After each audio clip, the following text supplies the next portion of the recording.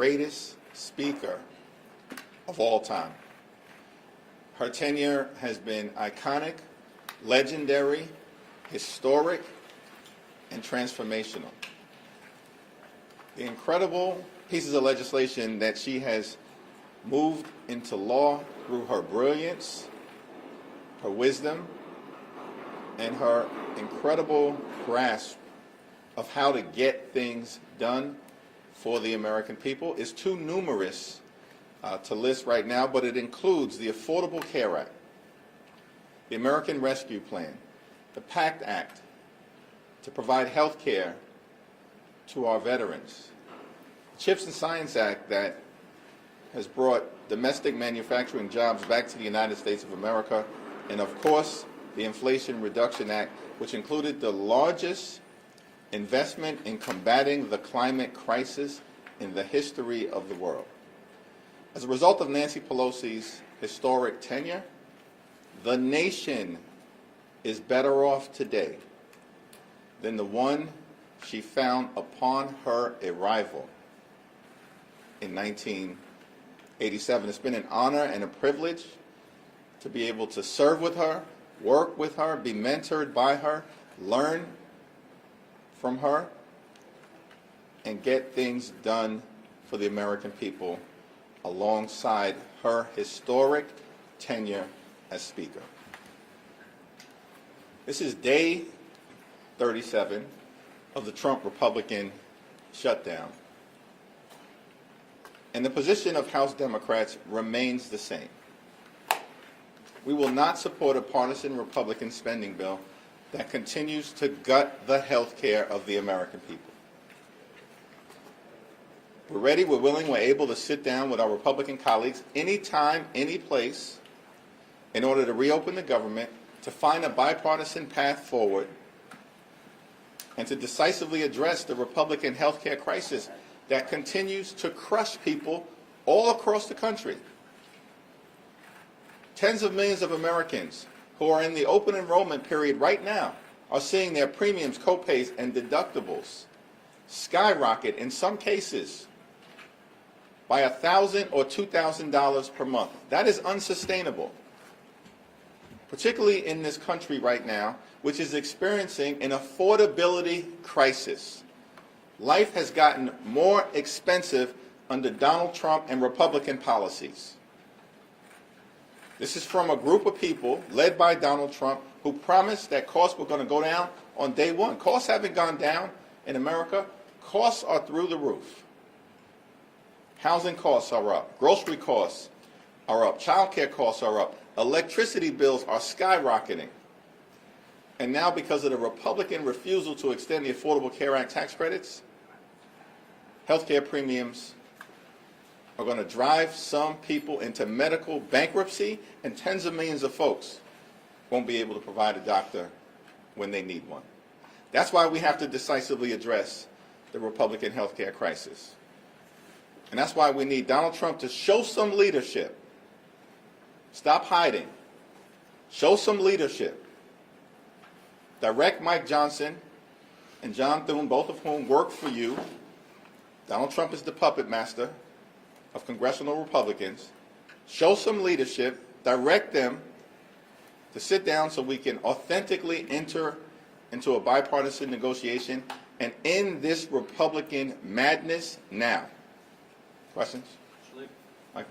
Mr. Leader, Leader said this morning that the reason that Democrats won't agree to pass the CR that's on the spending before the Senate right now is because House Democrats are pressuring Senate Democrats to continue to hold out for political reasons. What's your response to the suggestion that it's because of your caucus that Senate Democrats refuse to support the CR that's been voted down for? Under the leadership of Chuck Schumer, Senate Democrats have been brave and courageous in standing up for the health care of the American people. The Republican health care crisis is not a made-up thing. It is devastating people all across this country, in rural America, urban America, working class America, small town America, suburban America, the heartland of America, and in black and brown communities throughout America. It's not a made-up thing, the Republican health care crisis. as Marjorie Taylor Greene continues to acknowledge. It's a real thing. The largest cut to Medicaid in American history. 14 million people or so are going to lose their health insurance because of what Republicans did in their one big ugly bill. Hospitals and nursing homes and community-based health centers are closing as we speak all across America, including in Louisiana. Mike Johnson and Steve Scalise could care less. They're doing in their own constituents. These things are happening because of the Republican health care crisis. This country actually faces the largest cut to Medicare, $536 billion, in American history, unless Congress acts by the end of the year, because of what Republicans did in their one big ugly bill. And now, since Republicans refuse to extend the Affordable Care Act tax credits, tens of millions of Americans are seeing their health insurance premiums skyrocket, making seeing a doctor for themselves, their children, and their families unaffordable. At the same period of time, in these appropriations bills, Republicans are trying to gut the Centers for Disease Control and the National Institute of Health and undermine the ability of everyday Americans to actually receive vaccines. This Republican health care crisis is real. That's why House Democrats are standing up for the American people. It's not a partisan thing. It's a patriotic thing. That's why Senate Democrats are standing up for the American people. Not a partisan thing, a patriotic thing. We have to decisively address the Republican health care crisis. And John Thune is divorced from reality. I mean, it's a clown show over in the Senate. 14, 15 times you bring the same partisan Republican spending bill to the Senate floor, expecting a different result. That's the classic definition of legislative insanity. Doing the same thing over and over and over again, has no ability to actually negotiate in good faith. And this has gone on week after week after week. Mr. Leader, thank you. Good morning. I understand the Democrats' concerns about health care and the arguments that you've made about that, but do you think at some point with the crisis in the aviation industry, cutting off these flights, people concerned about air safety, air traffic controllers not getting paid, do you think that the air question will pivot some of your members and say, we have to open up the government because we're worried about people flying? We want to immediately reopen the government. We want to find a bipartisan path forward to enacting a spending agreement that actually meets the needs of the American people and actually drives down the high cost of living. What about what happened on Tuesday? Do Republicans not understand? They got wiped out all across America because they've made this country too expensive, and they failed to do anything about the affordability crisis. And as Democrats, our position is simple, and we're doing this for everybody. Whether you're a Democrat, a Republican, an independent, we're doing this for everybody. We have to lower the high cost of living in the United States of America. And we have an opportunity to try to do it with respect to health care. But the Republicans refuse to extend the Affordable Care Act tax credits. On the aviation safety issue, we need a full and complete briefing so we can understand from the administration what the current status is, what the impact of administration layoffs have been prior to the Trump Republican shutdown, because the administration has been going after the FAA since the beginning of their time in office, since January 20th. And we need to understand how we got to this moment, separate and apart from the Trump Republican shutdown. The problem is it's like impossible to have a congressional briefing with House Republicans on vacation. 6 consecutive weeks they've canceled votes. I mean, it causes you to answer or ask the question, is there such a thing as a 4-ring circus? Because it's a circus right now in the House, in the Senate, across the country with Republicans, and certainly at 1600 Pennsylvania Avenue. Mr. Leader, did the former speaker notify you of her decision to retire, and does her retirement signal a shift in generational leadership for Democrats? Yes to the first question. To the second question, we are all proud to stand on the shoulders of Nancy D'Alessandro Pelosi. it's been a great honor for me to be able to serve with legendary members of Congress from the very beginning of my time in office. And that, of course, includes, right at the top of the list, Nancy Pelosi, or John Lewis, or Charlie Rangel, Elijah Cummings, Eddie Bernice Johnson, John Dingell. We can go through the list. These are legendary members of Congress. And of course, right at the top of that list is Speaker Emerita Nancy Pelosi. Speaker Johnson says he won't even guarantee a vote on the ACA issue. Can you react to that? Well, Mike Johnson has claimed over the last several weeks that Republicans are the party of health care. That's a joke. Why does this guy keep lying to the American people? Week after week after week, it's a new story. Because for several weeks, we were told that Republicans had a health care plan, and that Republicans had planned all along to address the Affordable Care Act issue, and the fact that these tax credits for working class Americans, middle class Americans, and everyday Americans are about to expire. And Republicans can't be bothered. This from a group of people who somehow found $40 billion to bail out their right-wing dictator friend in Argentina. $40 billion to put Argentina first. Not America first. Republicans have put Argentina first. And they can't find a dime to extend the Affordable Care Act tax credits.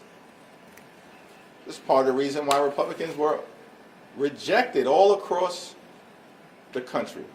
Pummeled, shellacked, beaten down electorally all throughout America because they have failed to address the affordability crisis.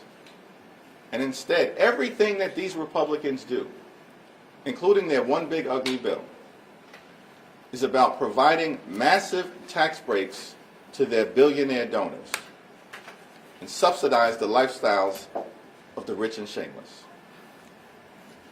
Thank you, Leader Jeffries. With Speaker Emerita Pelosi not seeking re-election, this coincides with Mayor-elect Mamdani in New York City.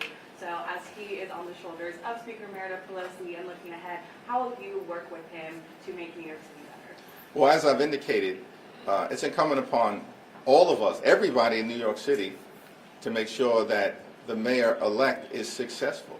People who supported him and people who did not support him. There's a time for politics and there's a time to govern. And when the mayor-elect is inaugurated on January 1st, it's a time to govern. Just going off of that question then, how would you advise the mayor-elect to approach the president and how Trump has been threatening to withhold federal funds from New York? I guess how would you advise him to go about handling? Yeah, those private conversations will remain private, but we are not going to let any toxic president, attack the people of the city of New York. Thank you, Mr. Leader. So you're saying that you want a bipartisan deal and that you have to address health care. I just want to clarify with you then. What you want is an ACA subsidy extension to be either in a CR or a legislation that will get a vote and will pass? We're not going to negotiate the specifics in public, but as we've repeatedly said, we have to decisively address the Republican health care crisis, and that begins with dealing with the Affordable Care Act tax credits. To build off of that, would you see, because it seems conversations are continuing over on the Senate side, at least amongst the rank and files, about would you see a standalone ACA vote as a cave, and what is your advice to those rank and file members? What we have repeatedly said as House Democrats is that we will consider anything in good faith that is sent over to us from the Senate in a bipartisan way. But it has to have a path toward decisively addressing the Republican health care crisis, beginning with an extension of the Affordable Care Act tax credits. Thanks. All right, lastly, let me just say, Trump has stunningly made the point that the economy in this country is going well. It ain't going well. Everyday Americans know that they are working hard, they are playing by the rules, and they cannot get ahead. They can barely get by. The cost of living in this country is way too high, and Republicans are clearly out of touch. Focused solely on the wealthy, the well-off, and the well-connected. As Democrats, we're going to continue to work hard to drive down the high cost of living, to fix our broken healthcare system, and to clean up corruption, to deliver an America that works for working class people. Thank you, everyone. Thank you for your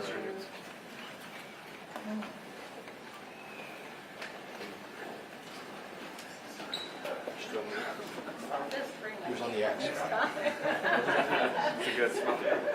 Do not step on the X. What happens if we step on the end?